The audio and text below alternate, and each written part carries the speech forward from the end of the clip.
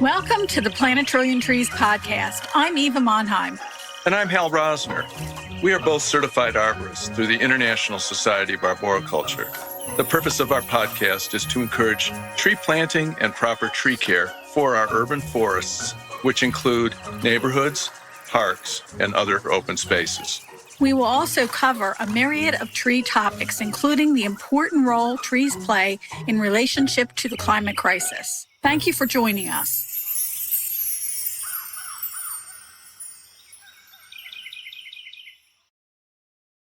Verdant Earth Educators provides dynamic in-person training and online learning opportunities for environmental and horticultural businesses. Owned by ISA Certified Arborists and former university faculty, the Verdant Earth Educator team provides consultations on tree care and recommends climate-resilient opportunities for your valued green spaces. Verdant Earth Educators is all about seeding knowledge for success. Find Verdant Earth Educators at verdanteartheducators.com. Monheim Microphones designs and handcrafts top-tier studio microphones and preamps right here in the United States in Hollywood, California. Their incredible line of innovative microphones and designs are used around the world by everyone from podcasters to top-charting record producers and singers. Monheim Microphones, unparalleled excellence. MonheimMicrophones.com. The Urban Wood Network gives people strength in numbers and a collective voice to showcase the growing environmental impact of an industry like urban wood utilization. This is really critical in a world where resource recovery and carbon storage benefits can go a long way to meet the needs of climate sustainability goals of cities, businesses, and consumers. Contact us at urbanwoodnetwork.org. Hey, Eva, just curious, with your laser-sharp memory, August 5 years ago, what were we up to? We started our podcast. You're sharp. Yes. We started our very first episode with Mindy Maslin, who was the founder of Tree Tenders. That's right. A dynamite interview.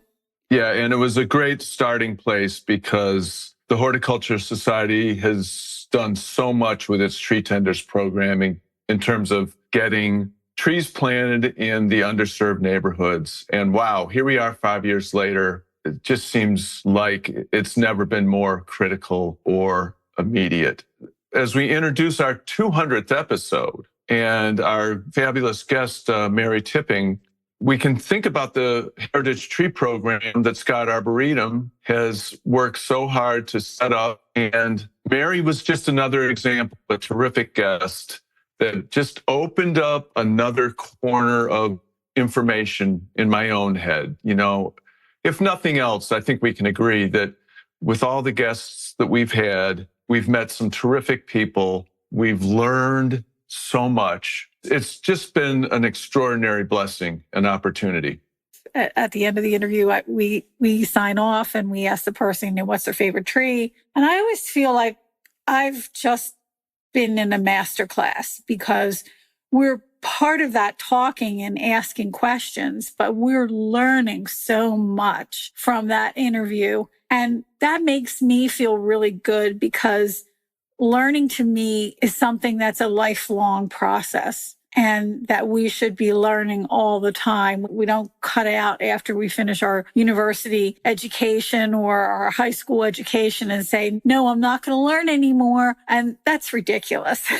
That's right. That's right. We're learning every day. And the 200th episode with Mary Tipping at the Scott Arboretum at Swarthmore College is also a learning institution. And in that learning institution, they have these trees that are ancient. And as you walk on campus, you're walking amongst the giants, but it's not the giant people, it's the giant trees. Absolutely. We talk and we must never forget that whatever trees are standing out there, whether they be recently planted, last spring in Allegheny West in North Philly, or if they're out on the Scott Arboretum campus, if they're at the Woodlands, every tree, big and small, is performing a vital ecological service. Before you and I went on the air, I was talking about some tree companies out there that are doing damage to the environment. And it's not just Eastern Pennsylvania, right? It's a national issue where homeowners and site managers are freaked out by big trees and pulling the trigger on large-scale removals. And not just a hazardous tree, not just some ash tree that succumbed to emerald ash borer, but perfectly healthy sweet gum, oak, sugar maple. Get it out of there. And it's heartbreaking. And if I keep talking, my voice will start to crack, and we're trying to avoid that on a podcast. I totally agree with you. And it's like taking a human in the prime of their life and cutting them down. Yeah. And right. We need to have, I think, more sincere love for the planet. It's the only one we have. Yeah. Well, I sure hope that the Plant a Trillion Trees podcast has inspired people, although we get so much positive feedback, both, through the website and our face-to-face encounters at meetings and such. And I agree. I hope that we've inspired through our work a new generation of listeners that can drop in on a random episode and hear someone else's passion and realize, we all have to do our part. And I think doing this podcast in a lot of ways is us doing our part. And I'm committed to carrying that forward. We do understand that trees do have to come down. There are trees at times when they have to come down. The thing that we're most concerned about is what happens to that tree after it passes or is removed. And the best thing to do from a planetary standpoint is to put it into its highest form of use. And that would be some type of furniture or building construction or something that's going to last and is going to hold the carbon. We have seen sawmills popping up all over the country in towns and cities and little hamlets throughout the entire realm of the U.S. And to me, that's the best thing that could ever happen, that we will use these trees for their highest good after they have succumbed their life.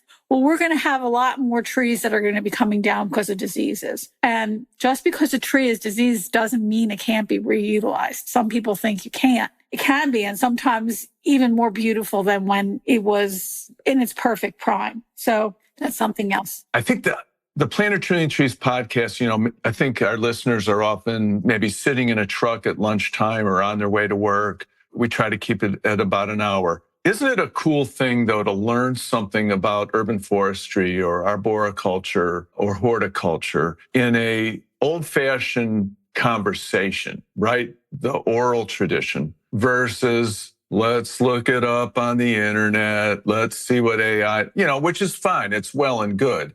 But there's something about hearing it from maybe the godfather of the podcast, John Perlin, right? How much we enjoyed John, and just learning about an aspect of our world that we'd never given thought to.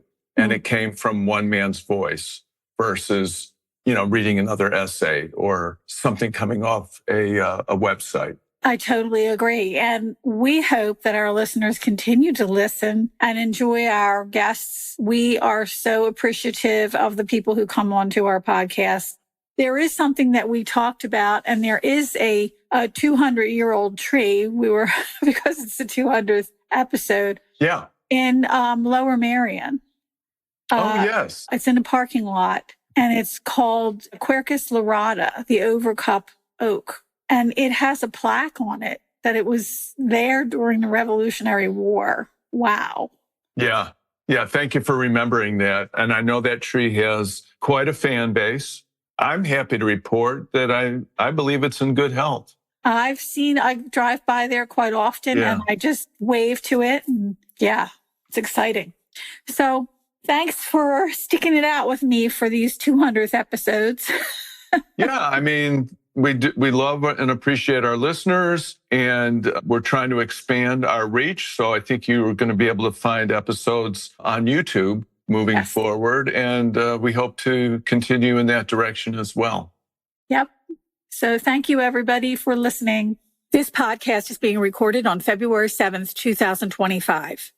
Mary Tipping has held the position of Curator and Plant Recorder at the Scott Arboretum and Gardens at Swarthmore College in Swarthmore, Pennsylvania. Since 2015, after working as the horticulturist at the Henry Schmieder Arboretum of Delaware Valley University in Doylestown, Pennsylvania. In her current position, she is responsible for curating, recording, mapping, and labeling a vast array of plant collections, which encompass over 11,500 woody plants and thousands of herbaceous plants. She is an ISA Certified Arborist and the Philadelphia Flower Show Nomenclature Chair. Welcome to the Plant a Trillion Trees podcast, Mary. We're delighted that you could be with us today. It is my honor to be here. I'm so excited and to be looking at both of you. I know both of you, well, Eva through conferences, and Hal, I met you, I think back in 2017 when we were just starting to construct a new parking lot at the college. Oh, and yes. Yeah, Jeff Jabko was with me, and we talked about what trees we could save. And That's right. Yeah, that was a great project. I loved working on the campus. Oh, it's a great place to be. It is. So, Mary, you've had a great career in horticulture. We'd like to hear how you got started in it. And we go back to people's childhood, kind of explore, did you have a creek running in the backyard or did you live surrounded by concrete? So tell us a little bit about yourself and your horticultural path. Well, I have my parents to thank because they loved plants and they started, I'm one of 5. And so they started us very young visiting the Buffalo and Erie County Botanical Gardens. Loved them. And Sonnenberg Gardens. We had a veggie garden at our yard, an acre to play in, not in the garden, but, there were woods in the back. And my parents were just so proactive with plants. My mom had house plants, and so I developed a love of them. And then I was behind a rototiller at the age of, 11. Okay. It was awesome. And so nobody pushed us. We just saw and felt our parents' passion. Then in high school, I was lucky enough to be offered the opportunity to attend the Board of Cooperative Education, something or other, BOCES, in Erie County, New York. OACs. Okay. Yep. And so I'm from the Buffalo region, and I was able to study horticulture half days during my junior and senior year. And I had a marvelous teacher. They had just a huge variety of activities for us. I learned a ton about plants and surveying and turf.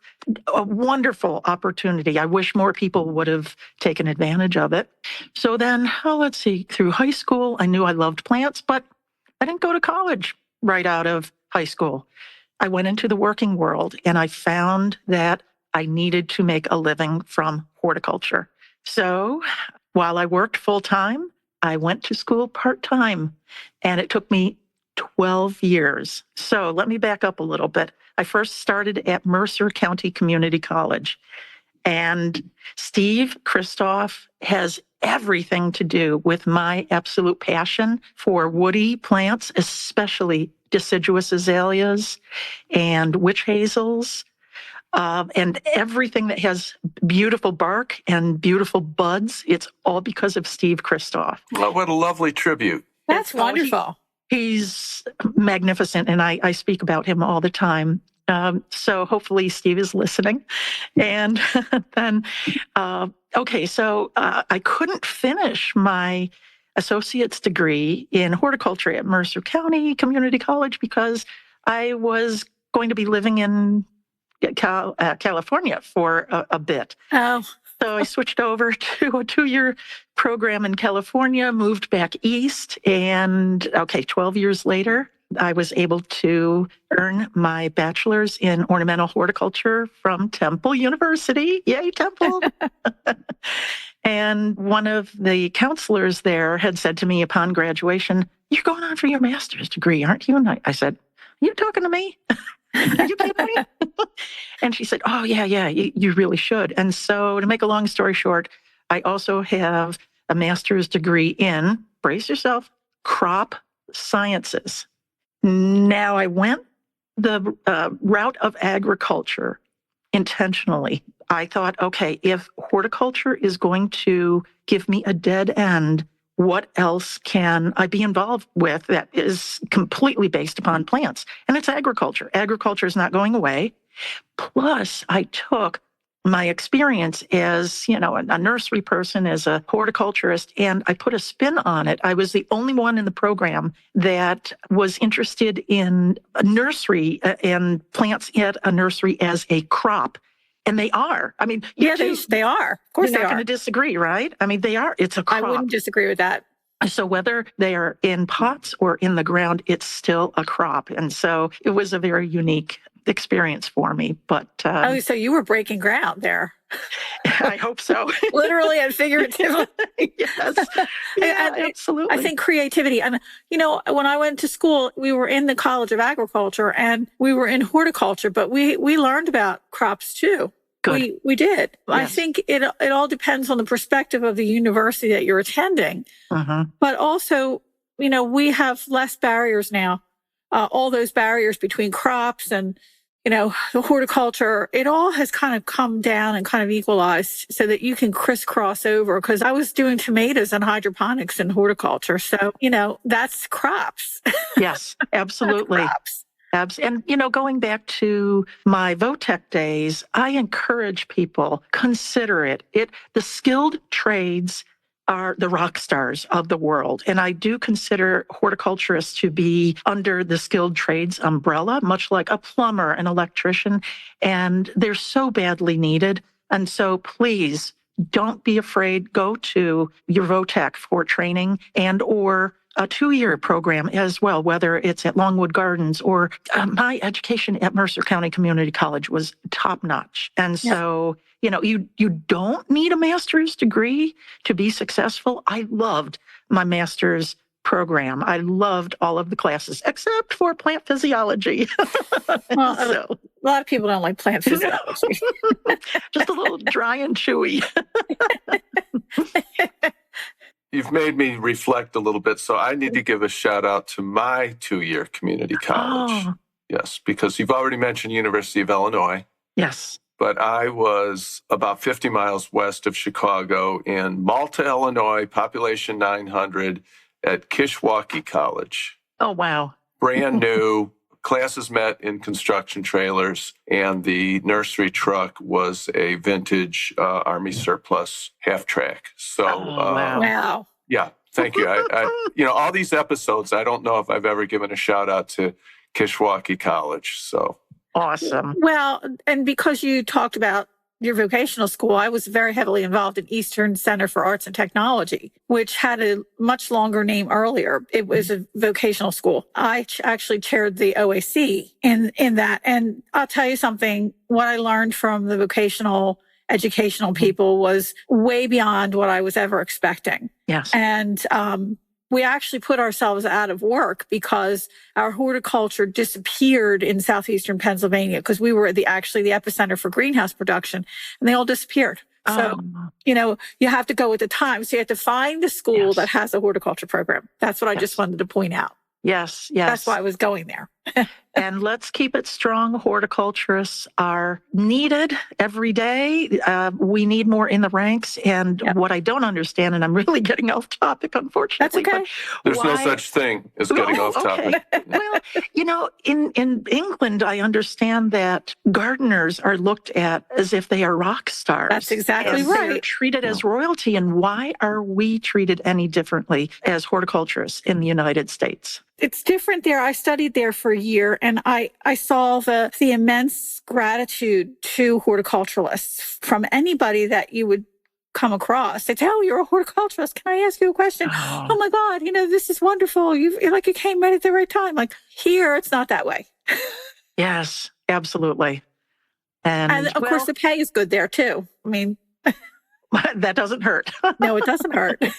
And also being that the three of us are ISA Certified Arborists, I would like to give a shout out to encourage other women to please take the exam, consider being a certified arborist. The ISA is a wonderful organization.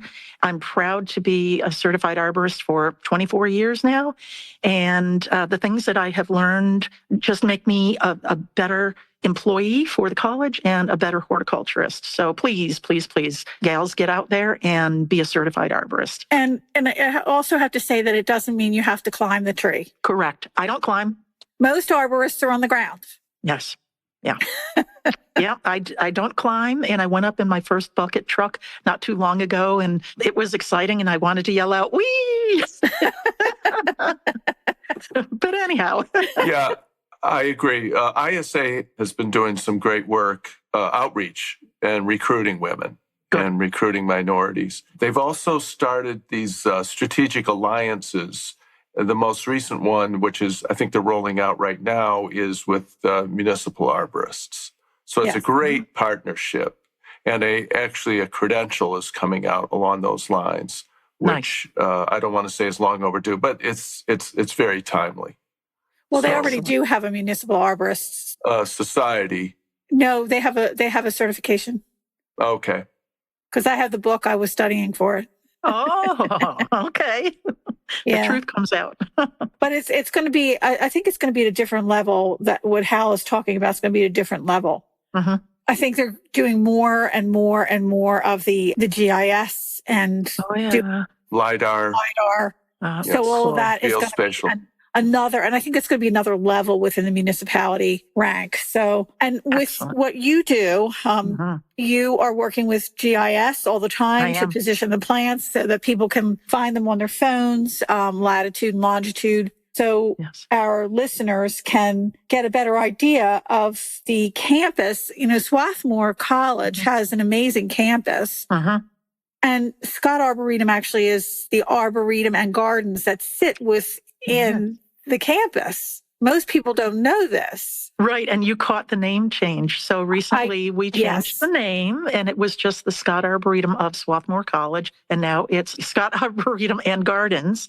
So yes, we share the land with the college, or maybe I should say the college shares the land with us, but it's approximately 425 acres. And that does include some sports fields. So, not every inch is planted, even though we'd like it to be planted. But we just celebrated our 95th anniversary last year. So that means 2029 is our 100th anniversary. And we have the Scott family to thank. So I've got some notes to the side here, but for those people that don't know about the Scott Arboretum, number one, please come see us, because even though we are on a college campus and we play nicely and we share the land, we're open 24/7 and it's free of charge. So please come visit us. But I mentioned the Scott family because the Scott Arboretum is in honor of Arthur Hoyt Scott, and he was the class of 1895 and also the president of Scott Paper Products. And so sadly, he died young. He was in his 50s, but the family wanted to honor his passion for plants, and more so his passion for showcasing plants that are very good for the Delaware Valley region, that a person of average means could use very successfully in the Delaware Valley region. And I also want to add to this that, Scott Paper has been here in the Philadelphia area, and most people don't know that history and all the different paper products that have come from Scott, and they played a huge role in employment in our region. Yes. And it is a great legacy. So I want to point that out too. And, well, the college was established in 1864 and then opened its doors in 1869. So the college has been here for quite a while, and we've seen a lot of changes. There were only 6 students back in 1869, but now there's 1,600 students. Interestingly, we do not have a horticulture or landscape architecture program. I doubt that we will. We are a liberal arts college, and that in and of itself is really, really wonderful. Plus, when you look at the region, there's the University of Delaware, Delaware Valley University, Temple University. So there's competition, and I don't mean that in a bad way, but there are other places to study. So let us be really, really good at liberal arts. But that doesn't mean that we don't encourage students to consider, once they're done and they have graduated, consider something in the green industry. We've convinced a lot of students to go on into horticulture.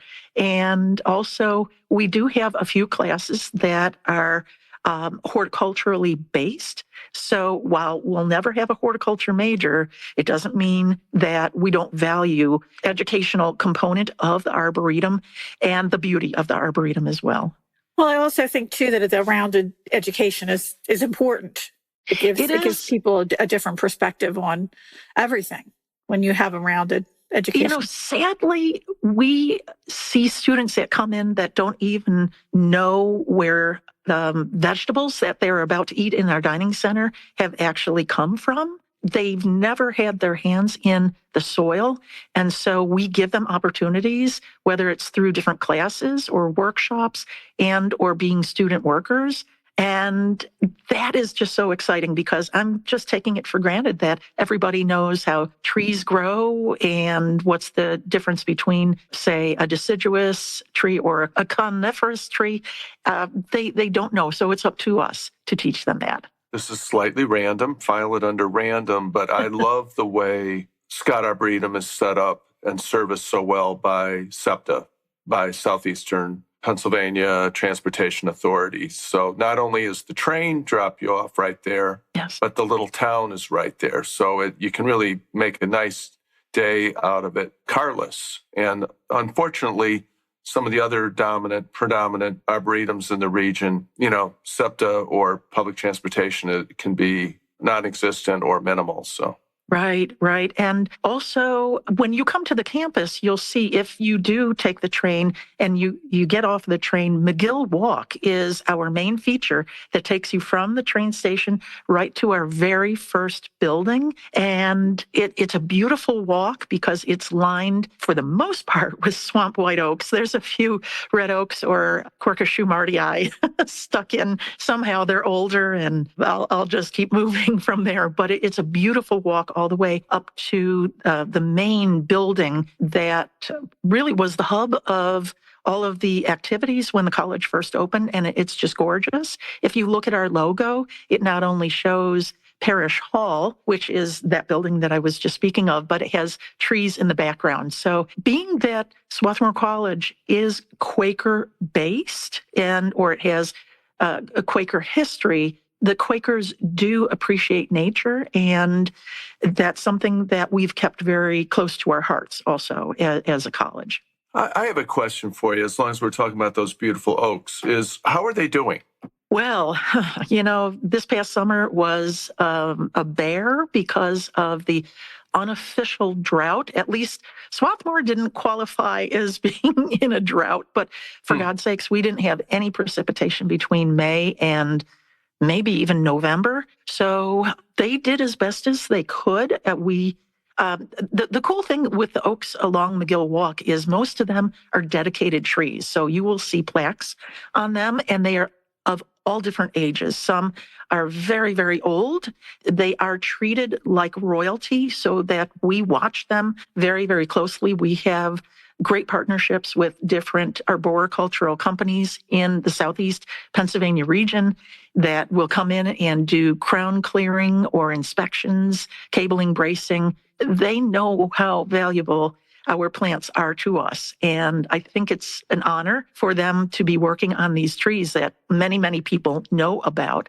So this past summer was really, really trying for all of us. And was there supplemental watering? Did you feel like you needed to go in that direction?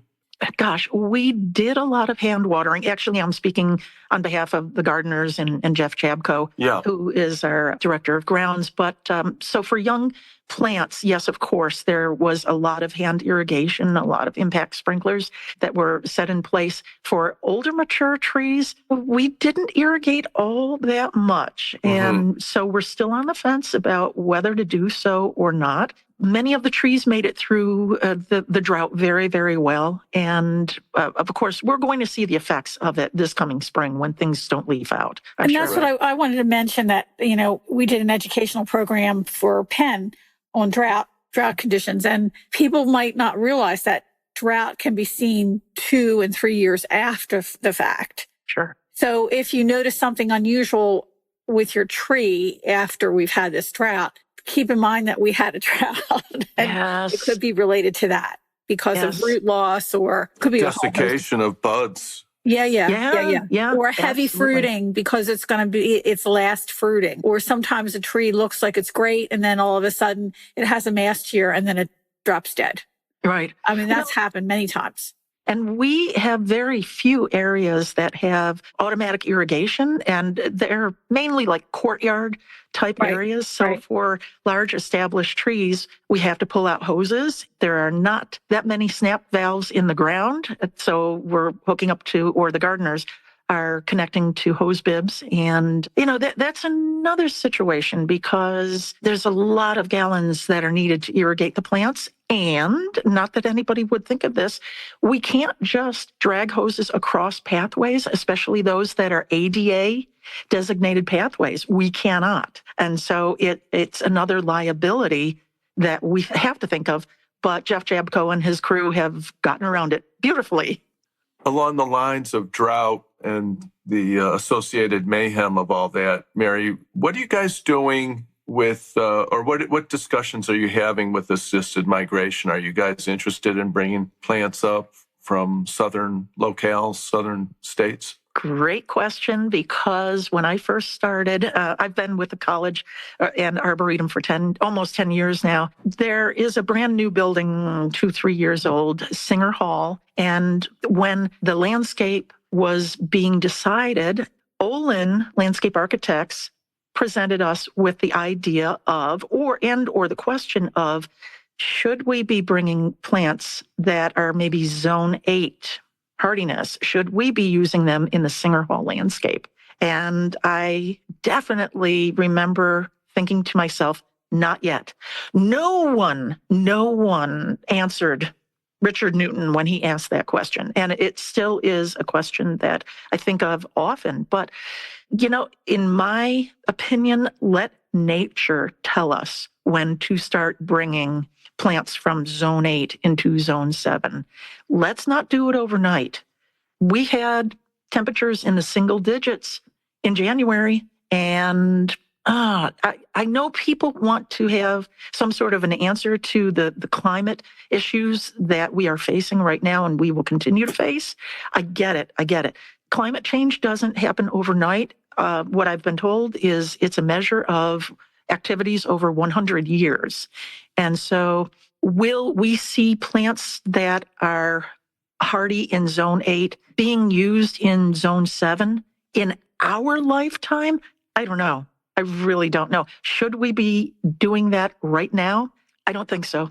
I really just don't think so. Not yet.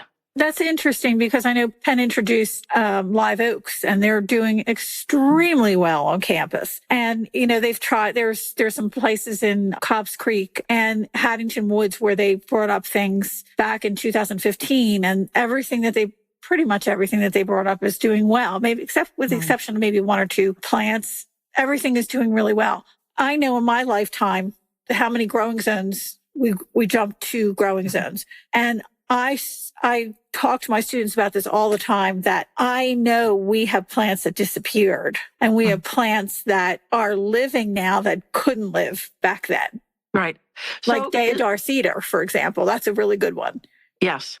And you think about that and you say, okay. And I think it's going to depend on the organization and what your mission is. That's going to determine whether you're going to start to bring things up. And in your case, you might not want to, but I know that other places, like in the city, they definitely are. Sure. Because they're dealing with microclimates. And when you have a lot of microclimates, that's when you really have to start considering a different viewpoint.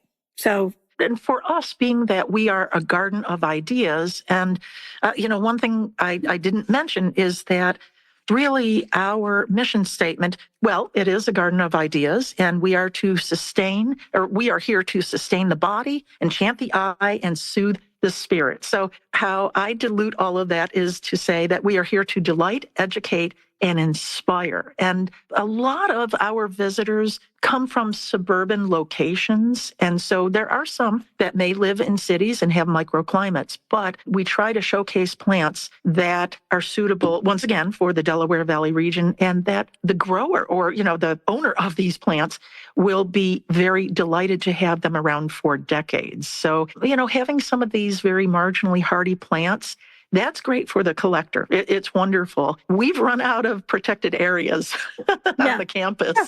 And your campus is more open, as opposed to some of the little niches that you see in the city. And the more concrete and the more stone and the more, you get all that reflective heat from windows and what have you. So, yeah, and I think coming to Swarthmore and seeing the gardens there are extremely well thought out. They're well thought out, and the selections of plants are well thought out. And it's not like you're not going to see something that's really different, because you are. You're going to see sometimes I'll see something that I've never seen before. Right. Because of your creativity and the actual visual that you're trying to create.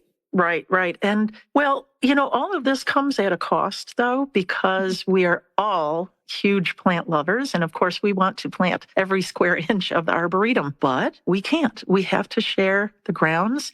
And so, as I tell people, the one and only product of Swarthmore College is education. And right now, we are in the middle of yet another geo-exchange well field being drilled and built and then connected to buildings, so that by 2035, we are at kind of like net zero for carbon, and really very interested in having a good climate and contributing to a good, healthy climate. So what does that mean? That means that there are areas that we cannot plant in right now because either they're under construction or they will be under construction, right? Another thing is we have to protect our trees from construction activities. And that's where the Heritage Tree Program that we started back in 2017 has come into play and helped us. But it's not a silver bullet, because once again, we have to share the property.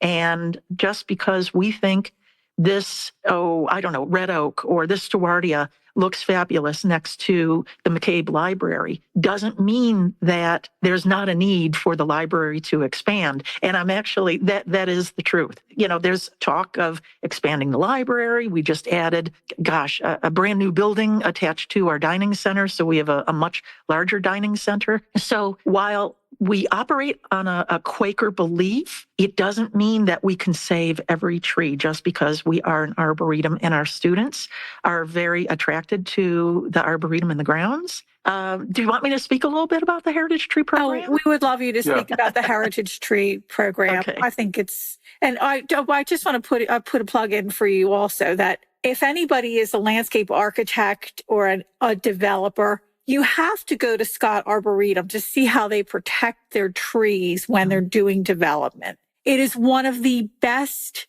places to see best practice. I have to point that out because I've used your school for articles that I've written. It's every time I go there, I take photos of how you have things managed so that the trees are maintained. Well, thank you. It took a while to get everybody on board. And of course, that adds to the cost of the construction project. But when you look at the value of the tree, not only from the replacement value, which, my God, tens of thousands for a tree, and you certainly can't go out and dig up a 20-inch caliper tree, what are the environmental benefits as well? So I think the tree that we're protecting, or trees that we are protecting, deserve to be included in the project budget. And whether we have to do vertical mulching and or put up a lot of fencing, and we had a lot of fencing in place about 2 years ago. It was difficult to navigate, but I have to tell you, the college did a wonderful job of providing maps to people and getting people around. And we also educated all of the construction workers. They had to go through some training to help them to understand why we protect our trees and what we expect of them. And by God, they did a beautiful job. And even our facilities folks, our project managers, they let the words heritage tree roll off their tongues beautifully now. So it's a program that is working well for us. It's taken a long time to develop, and I have to do evaluations for the project again in 2027. So it's something that we hope is very, very sustainable because we've put a lot of effort into it, and it helps us as an arboretum and a college look at our landscape and our trees and see how they are working in conjunction with buildings that either need to be torn down, replaced, added, expanded, and help the college make decisions about the footprint of the building. Do we win all the time? We absolutely don't win all of the time. So I have to tell you that there were over 83 trees that needed to be removed for our dining center project. What's wonderful is we had just started the Heritage Tree Project. So I ran out to the Pinetum area where the new dining center is and quickly evaluated the trees and determined who is a heritage tree. And that helped us say to the engineers and all the project managers, ooh, these Tanyosho pines, they're over 100 years old and they're absolutely gorgeous. And first the response was, what's a Tanyosho pine and where the heck are they? Right, exactly. And so, okay, it's time for us to educate them. And it wasn't Claire Sawyers, our director of the Arboretum, and myself and Jeff Jabko running out and hugging trees. We didn't have to do that. We have this heritage tree program in place to help show why these trees earned heritage tree status. It had less to do with our passion for the trees and more to do of what is it doing for not only the Arboretum, the campus, how does it serve the Arboretum and the campus, how does it serve our collection. So it's a great program. We're lucky to have it. We've had a lot of people contact us about the program. Just to back up a little bit, this program is the brainchild of Jason Lubar of the Morris Arboretum. Yep. And Claire Sawyers really spearheaded it, did a beautiful job with it, handed it off to me. And so it's really what helps a tree earn the grade that puts them into heritage tree status is based on a recipe. And so I'm just going to look over to my notes here. You know, the first thing that we do is go out and measure the tree. So canopy width, height of the tree, and diameter at breast height for the trunk. And then I assess the physical condition. And when we first started going out to do these field checks, I was panicking because not many of the trees were in excellent condition or what the criteria was for an excellent condition tree.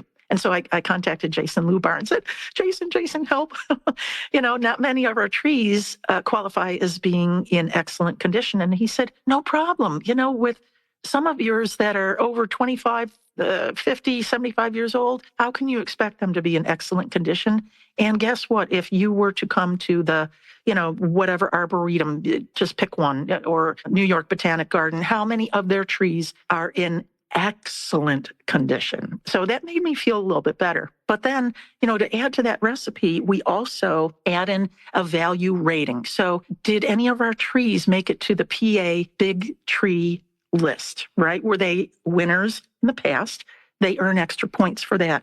Are they a dedicated tree? Let's see, do they provide aesthetic or cultural value? You know, those are points that are added into the recipe. What's the size at maturity? So I had to calculate all of that. And so a younger tree probably isn't going to make it to heritage tree status right now unless it's our one and only specimen, and maybe it's a dedicated tree. Also, what is the prevalence in our collection? So we have quite a few swamp white oaks and tulip trees, and you keep on going down the list. Now, that helps us determine, okay, who is the creme de la creme out of the 100, swamp white oaks, so that we're not awarding heritage tree status to all of our swamp white oaks. And then at the very, very end, we do award discretionary points sparingly, and that's for trees that just didn't make heritage tree status by a few points, but are so deserving of being heritage trees. And so you come up with the total score, and either it makes the cutoff or it doesn't. But what's really unique is we have also identified legacy trees. And this is something that Jason Lubar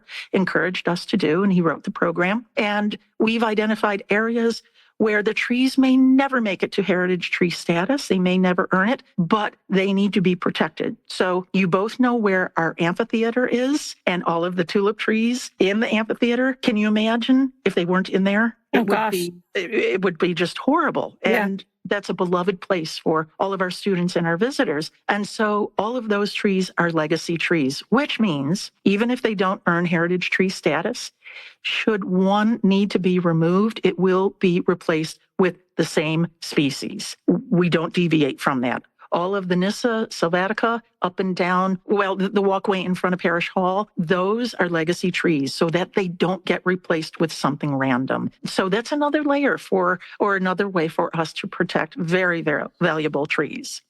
I think that's really great. And just to follow up to all that, thanks for the overview, Mary. So a contractor that is coming on board to, expand the dining hall or whatever the project is, you're having workshops with their people, yes, and they sign off on, yes, we will adhere to a series of guidelines, regulations, and I'm assuming penalties. Yes.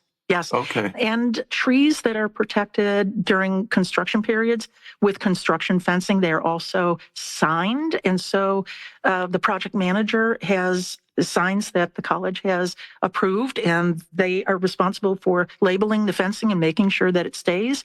So this little training program that we have all of the contractor or the subcontractor employees go through, it's been recorded, and we just recorded one in Spanish. And so it's been very well received. We've turned a lot of people to the green side now, because it just delights me when I pass by some of the construction workers that are going home after a very long day, and they stop and ask me about a plant, or they say, I've got one of those in my front yard. And so, we've done a really good job. It is. It really, really is. And now to be able to, I'm looking for one of our heritage tree signs. So you've probably seen these plaques. Yes. And I engrave these lovingly. And oh gosh, Claire and I just went through phase 2 of the heritage tree program, meaning we looked at some trees that missed the cutoff for earning heritage tree status and said, are they deserving? Were we just a little too restrictive with our grading process?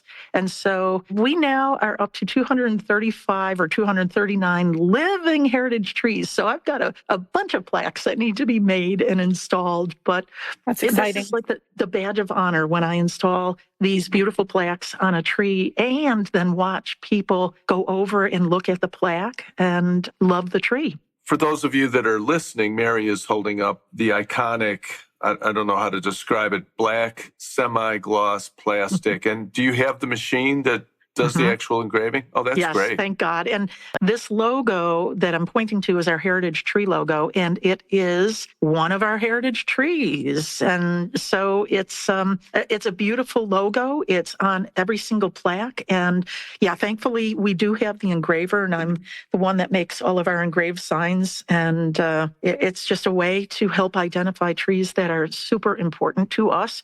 Also, I hope both of you have had the chance to play around with Arboretum Explorer, which is our web-based app that shows all of our mapped woody plants. And it has a feature that you can toggle on and off and show all of our heritage trees, all of our dedicated trees, dedicated benches, special collections. You can click on each one of the plant. You'll see a little dot. You click on it, and it expands, and it tells you the scientific and common name of the plant. You can also use that same app on your phone. So just type into any browser Scott Arboretum Explorer, use it on your phone. There's a little wayfinding arrow at the bottom of your screen of your phone. Press that and allow your phone to find your location, and it will help you find any woody plant that we have mapped and in our inventory. And I'll tell you what, it's a great feature. We worked really, really hard to get Arboretum Explorer off the ground, but it's there for everyone to use. It is free. We encourage people to use it. And it all started because we changed from a CAD-based mapping system to GIS. And the three of us mentioned GIS earlier in the podcast. Yeah, and GIS seems to be the way to go right now. So it's just another great way for people, whether they're on campus or not, to see our woody plant collection. I remember when we were doing our Arboretum, Temple Arboretum or Ambler Arboretum, we were mapping it for the first time. We were one of the very few schools that had mapping capabilities because one of our former students went on to introduce iTree to Davy, show them how to do iTree. So we had our map up and, we were debating, should we go CAD or should we go GIS? And I said, GIS. They said, no, CAD, we have CAD. I go, no, GIS. Good. Wound up with GIS. Okay.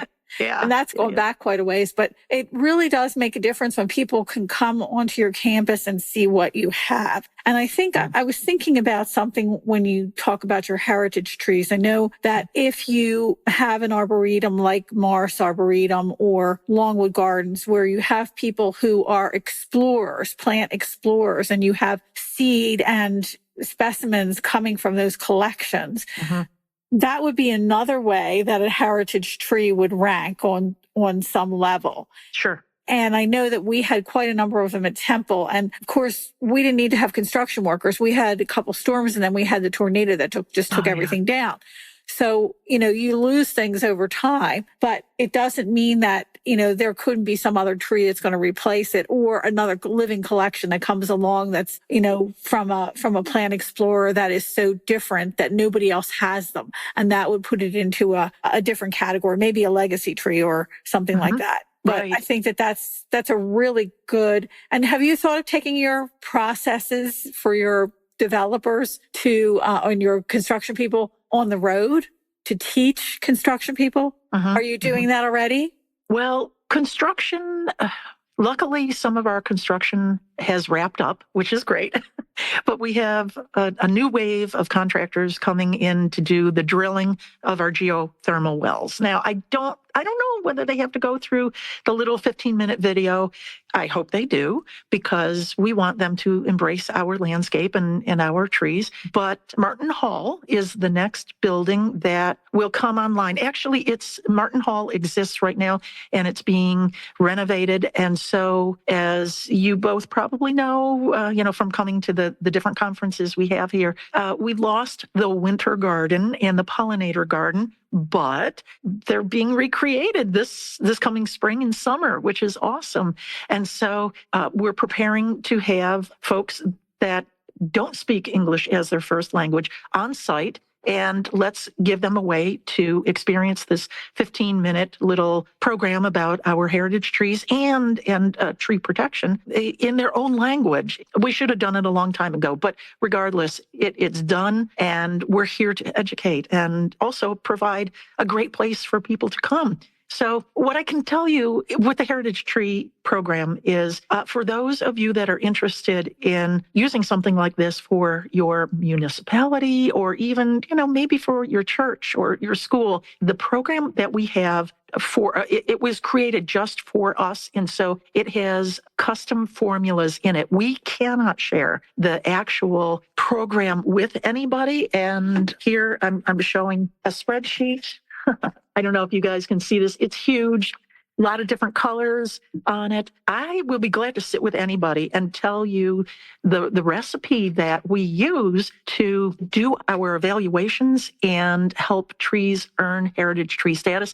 But I cannot turn the program over to you because it is customized. No, but I'm just thinking, like, if somebody wants to know how to do it and create their own, I think universities and colleges have models that they sit there, but they never get shared. And I know that Scott Arboretum is a real big educator. So somehow I think it's probably going to come up at one of your woody plant conferences or something like that, where you talk a little bit more about it. And I know you've talked about the trees at Swarthmore, but that kind of idea I'm thinking of, because not everybody has the vision. Right. Not everybody has the vision.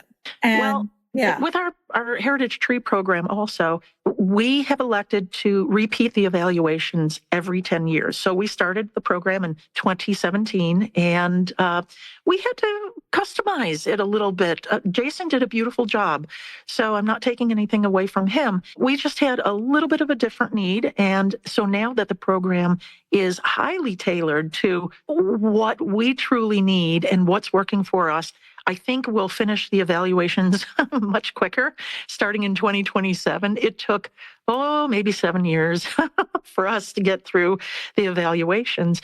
So the next time around, it should be a lot easier. And we will have more trees to evaluate, because we do not evaluate any tree that was accessioned within the past 10 years. They're just too young. They will not earn heritage tree status, really. And so why put the energy into them? I hope that doesn't sound cold. No, that makes sense. It's a matter of time and labor and available resources. And so in 2 years, I'll start the program all over again and have a whole new batch of trees to include.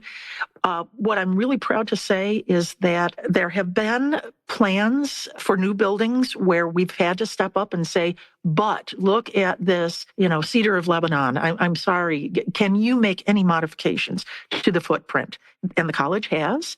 Those Tanyosho pines that I mentioned, they're down at the edge of our pinetum, and they are along the road that serves our dining center loading dock. And there was talk of having to remove one of them. And by that time, we had educated everybody about the value of the heritage tree program, the heritage trees, and the Tanyosho pines. And guess what? The engineer rerouted this roadway going to the loading dock for the dining center. Bless his heart. That is wonderful. Right. We appreciate it so very, very much.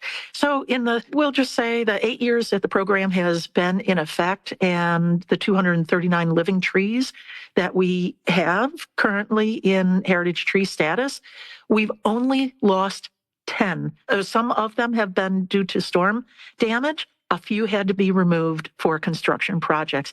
I think we're doing very well. I remember someone saying on Penn's campus that once they became an arboretum, the contractors were much more careful in how they treated things, because they knew that trees were a priority. And I think that also helps tremendously in the thought processes when people come on campus and start to do development. I think it's really important. Right. And, so many people are plant lovers. They don't have to have a yard that's just teeming in trees and perennials and such. Just to find one of the general contractors that this man really loved trees. And because he was learning from the labels that we have on trees, he went out and bought more for his property. And that's awesome. And now we have him as a friend.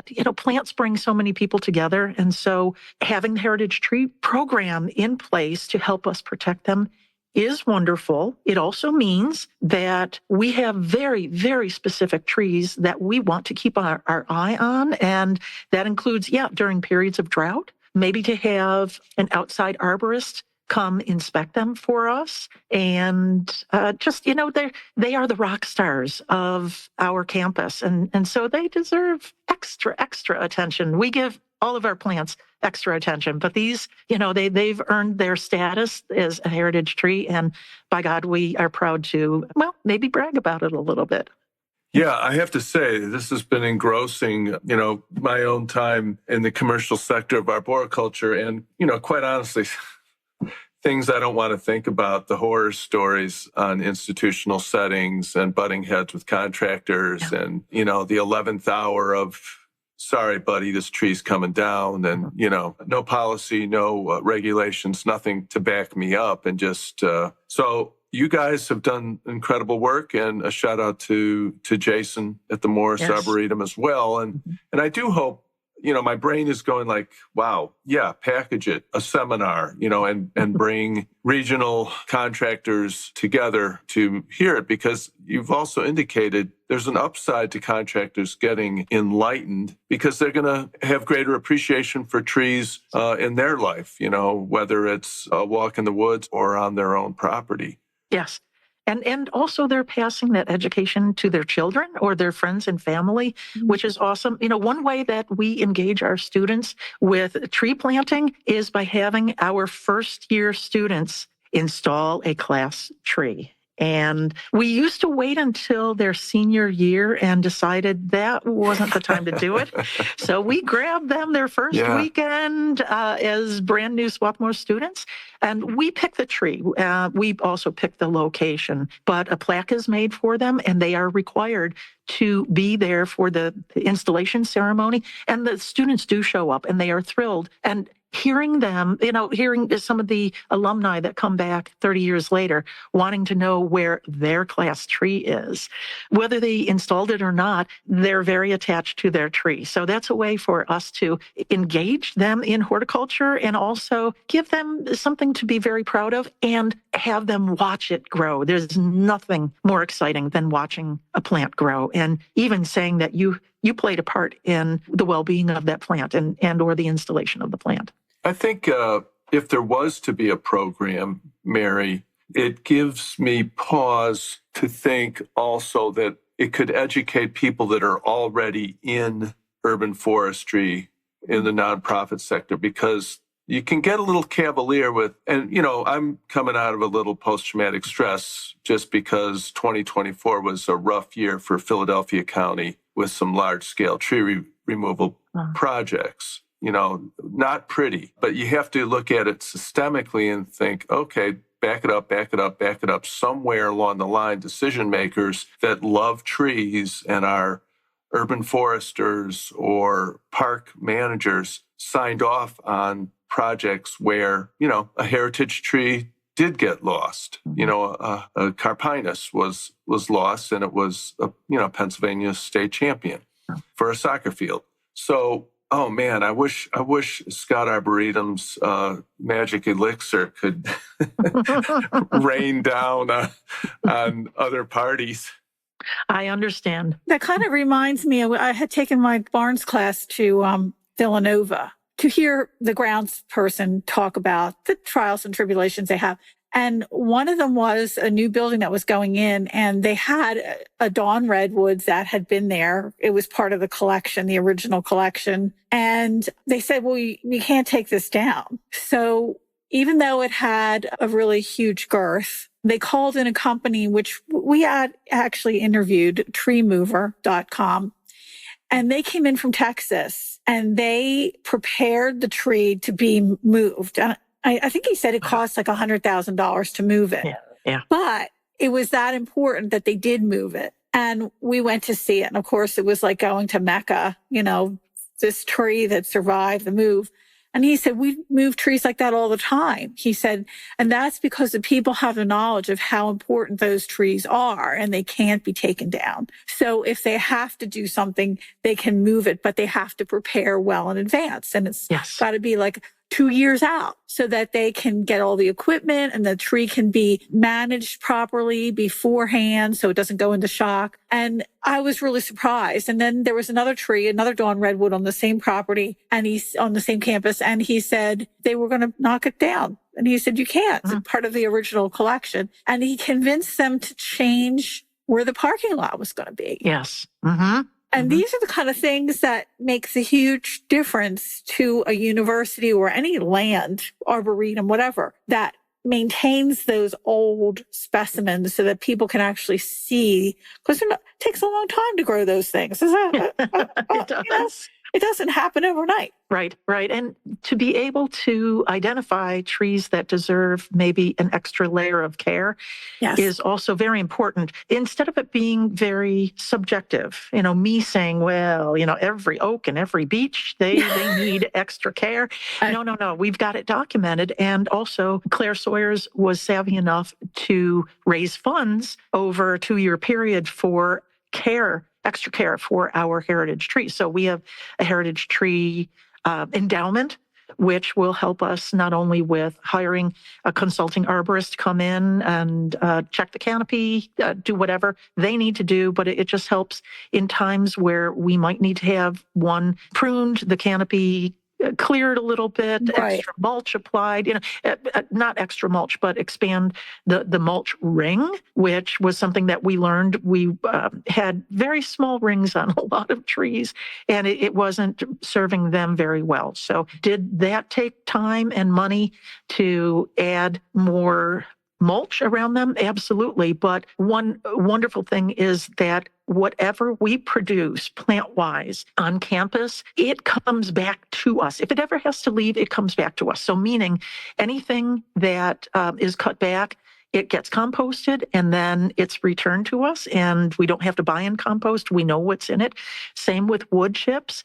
We never have to buy in wood chips. And so anything that's chipped, it's dropped off in a separate location, and then we bring it back and we use it. So it's a wonderful way. Okay, if we have to say goodbye to some plants, it's a wonderful way of bringing them back in a different form, right, to the Arboretum. And also with some of the trees, especially with the Dining Center project, some of the 83 trees that were removed were repurposed and were used in the dining center. So we have some beautiful conference tables that are made out of huge slabs of trees. Some of these slabs are incorporated in walls where it's a glass wall, but separating two pieces of glass would be this wood, and benches have been made.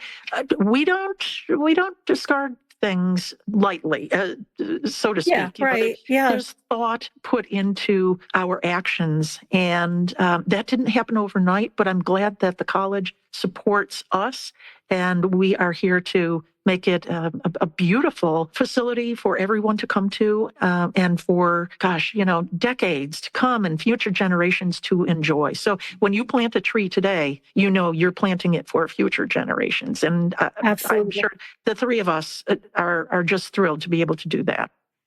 I need to nerd out a little bit as we wrap up, Mary. Mulch circles always get my attention. So what are your guidelines for expanded mulch circles? Is there a formula, or are you looking at canopy, or? Yeah. Oh, gosh, without my reference right now.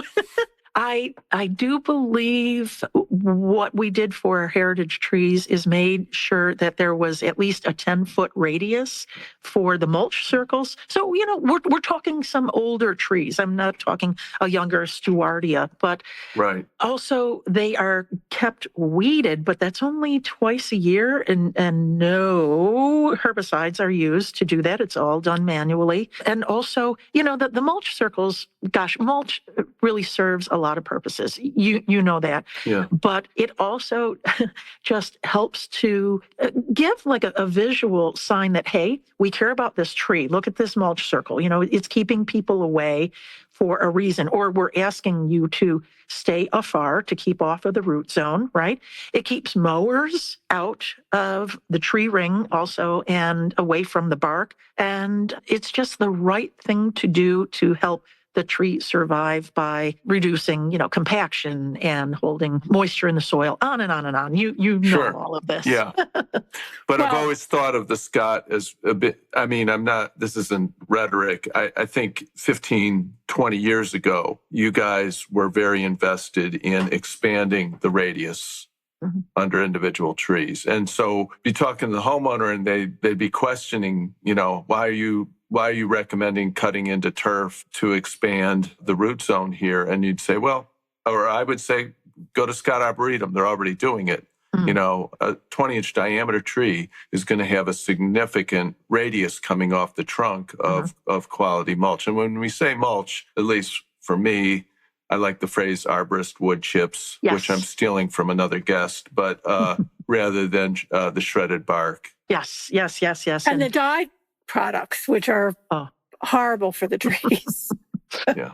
Really horrible. I've seen where they're making it and it's not coming from regular trees. It's coming from byproducts. Yes, that have been treated. So, but we have to ask our most important question at the end. And that is, what is your favorite tree or group of trees that you are crazy about? Easy.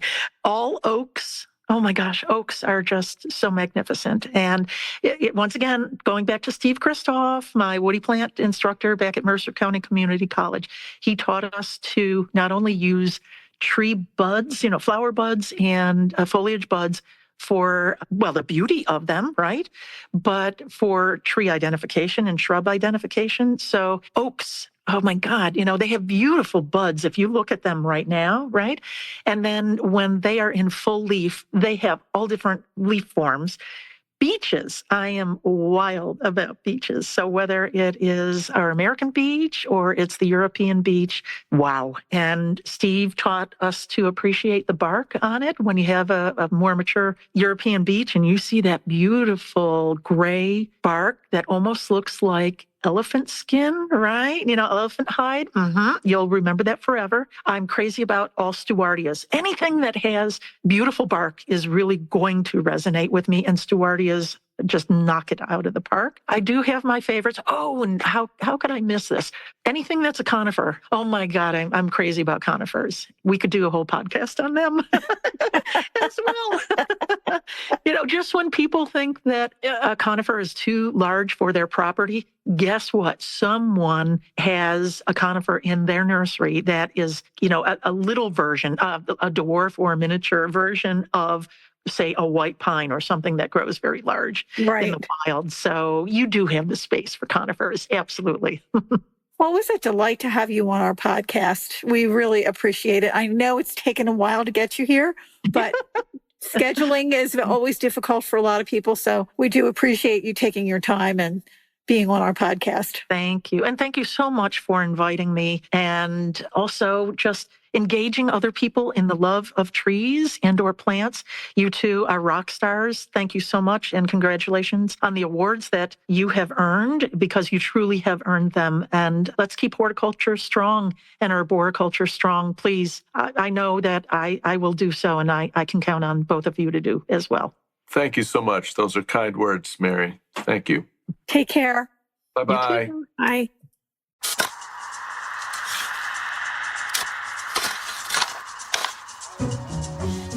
The Plant a Trillion Trees podcast is edited by Andromedan Recordings in Hollywood, California.